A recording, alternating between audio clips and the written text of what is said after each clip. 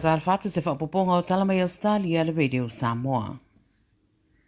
E se pofuanga fo o tamu whai ele wanga wha whai le leipa i New South Wales ia whai e wawe ave se IT merit points o avta vale.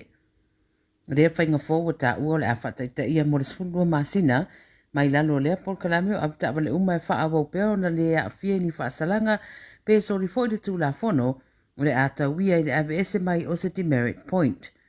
O le whainga o lo iai le teminei e tolu tau sanga whatu a mawhai na ave ese demerit, a whai mai le leipa o le whainga malo le stete o lo iai le teminei, e na o le saa idia lava o tupe o lo tau la iai. O wha salanga tau ta avale o atu i le siria ma le tai fast full miliona e mawai i le tau sanga.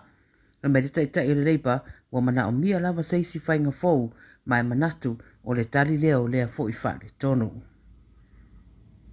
E nā o se furu tolu tau sango se Tala Fou wa ripotia mai na po e leo leo le supermarket e Woolworths, ina uanga i atu ma se a upenga e talitun wina o se anga ese. O mori mau tangata na iei le supermarket i lea taimi, o ta wai o se vainga whaafefu tangata, ai whaafeteia lava le vawe o ngā ioia lau whai ngā luenga, na o lato mua i loa ane le Tala Fou lea, malongo ina loa fo i ma leo leo. O le fefe la Susana te nei lea na tupu aile mata upule le whale uloa o le Woolworths i Alice Springs i le Northern Territory. E leo i loa pe aisea wa ia whaatino i lea ngā ioinga, au le tu e whaafta iei leo leo, o na e leise soi fua na fia, lo o wha wau su e suenga, i le nei fo i mta upu. E to lua wa mani riu ma le to ono lo manu nua i ni whalawlawi tau ta avale se lua i lea so, i le stete o Victoria. O se tama i ta ina maniu ma se ri i o lo tau whaola i le whalemai, na lawe vea ina ua wheto ai ta avale tolu i se whetaula i ngā ala, i le tu i mātua me le pone po le lata i le valu i le tae ona le la. Fai mai o le sa ave natu ta vale o le ali na ave le vale le anga i le farmai ona ti nga ina e to tolu isi o lo manu nua to lua tangata matatua o ave atu le farmai ato ai maseta mai titi a o le te o le ono le tai aona o mai le soifua se tamai tai ma tangata e to lua na manu nua i le whetaula i ngā ara lava lea i le tu isi sifo Victoria. O le ua mani o le pase se lea ta vale a o isi eri e to lua sa ave natu le farmai i Ballarat ma Geelong. Wa whaatata mai se si itanga i le tawo nisi o loa ngā sia mai le pateta, o no li poti wata wai le whaititi o le sapalai o le pateta, a pia whatoanga pateta i le mamafo ti munga, wa le masina taluai sa whailua i le supermarket ya Coles, o le aiei se whatapula ai le au whai o tanga pateta e mawhai o na whatau le tangata, e to tasi, mai o le ato e iei se swinga, pe ato e fo i le tūlanga sa masan iei, le fo i whala au mo le whongatau mafo le tunu. E o lava fo i whale ainga mō tau mawhawawe fast food e pei o McDonald's ma le KFC o mai tawina fo i le swinga wa iei tau mawhai whao ngā i pateta e mai se lava i chips. Wangi ngai lunga le social media a tau whale ainga ua whai lua le au whaatau le wawe umo chips o no le si o te le pateta. O le whale tonu fo i o tūlanga e tatoa i le pateta i Tasmania le isi mafua anga le whai titi a tili o le sapalai.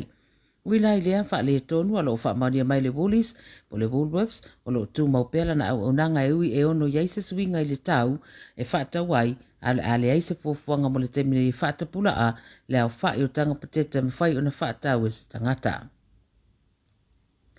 I le toe aina o le fitu masina o te toe whatau nuu le ipo le rarangi le laka pisa fulurima, wa te ena i reri i whaia onga o whiriwhiri nei o le Wallabies Eddie Jones, nisi o whamtalanga i whaapele o lava le taimi, e tā pena ai matoe sui le lava o le au, mō lea whaamoe au tu o le tālonga laka pi. Pai maila na whamtalanga le 9 News i le vasa nei, o lo te le taimi, mai na te mana tua ai se tala se tasi whaia onga i longa o le tālonga o Bob Dwyer, e whaapea a whai le mawhauna e suia se au i se vaiaso, no no winga i le mawhauna e whaia onga. O lo ngungulu nisi e fia le tālonga le whai unga o whaia le laka pi Ausetalia, tu sa le mata upule nei le ana whae loa mai ele lato whae unga le asona nafi, le ato e fo i ane Jones i le mai o le se fulu valu o tausanga na avea i mua ma whaia onga le Wallabies. Wa saini ei malana kon karate 5 tausanga no winga e maua i fo i Malaysi po lalulangi so mai.